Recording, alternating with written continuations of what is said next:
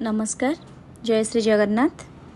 तो वीडियोटा करिवार रीजन है हठात एमती मो देह कौन हो गला कि मते हॉस्पिटल जावाई पड़ा राति रे।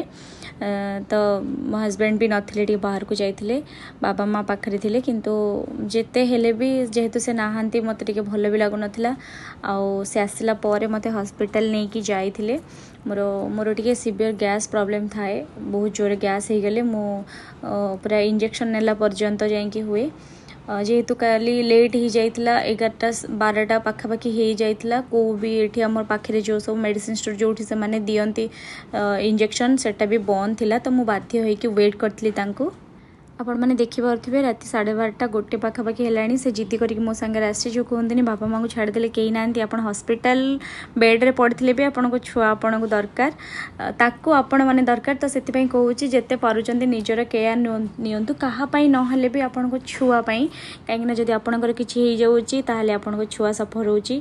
मो पुओ जमी 1 राति है से एमती बुलची पछे के शोबार ना नौनी जेहेतु इमरजेन्सी देखलु जल्दी देखदेलु राति ही जाइला मो माँ को भी सांगे आणिक आसती कहीं पुओ हैरान करियो बोली। तो मते मो माँ दरकार ताकू ता माँ दरकार। तो माँ मैंने सब सुस्थ रुहंतु।